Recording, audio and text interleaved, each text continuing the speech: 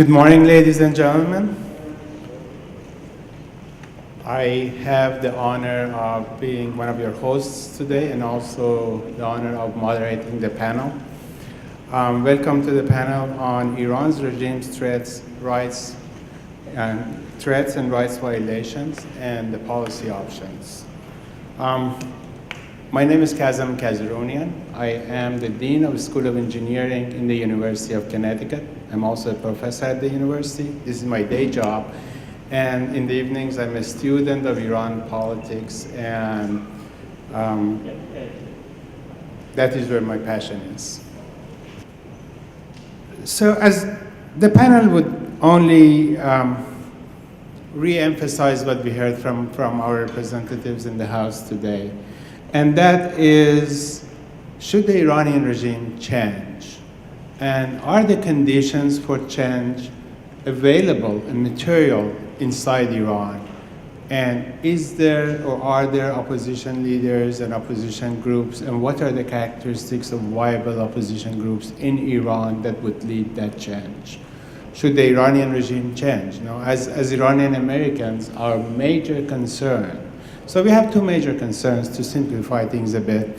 One is the suffering and the suppression that our loved ones inside Iran are being subjected to. But the one that I want to emphasize more is the aggression and the expansion of the Iranian regime outside Iran.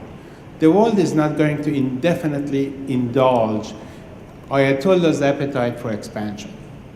And undoubtedly, we are on a course for war, an ugly war that, in my view, it is terrifying and we strongly reject. Iranian regime needs to be stopped before we get to that point. As far as suppression in Iran is concerned, you look at deterioration of human rights as some of our guest speakers today mentioned. 3,100 executions under Rouhani in the past 3 years. The rights of minorities, religious minorities, have further deteriorated in Iran. You look at the cabinet that Rouhani has formed around him, and some of these members were members of the death committees in 1988 massacre in Iran.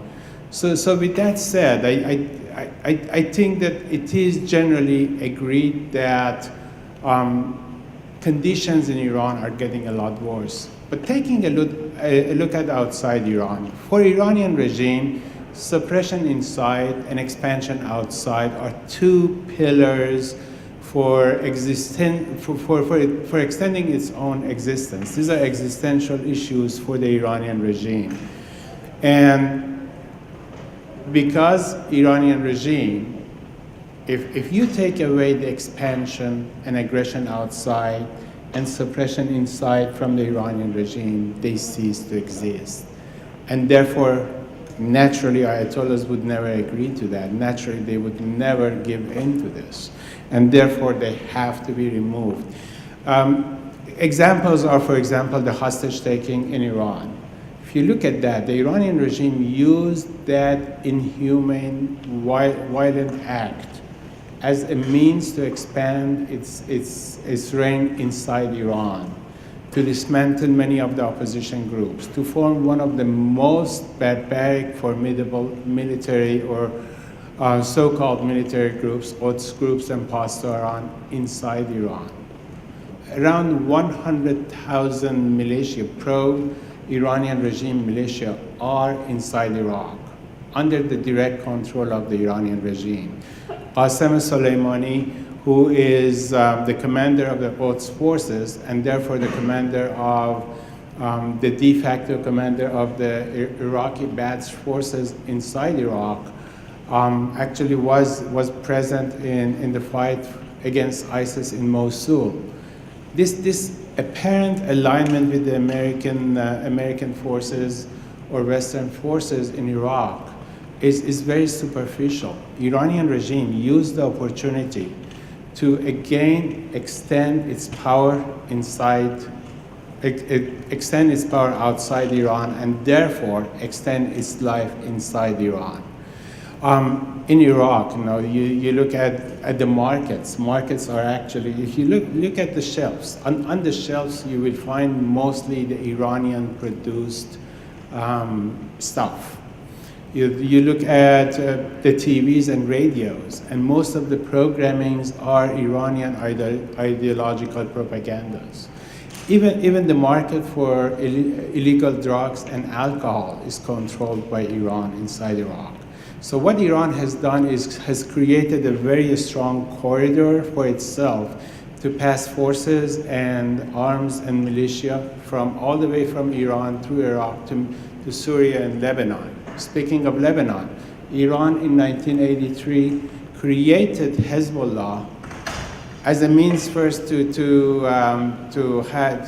fight with Israel, but now that Iran has kind of entered an awkward stalemate with Israel, then Hezbollah is used as a very strong force against the rest of the world in Syria, actually, to support Bashar Assad.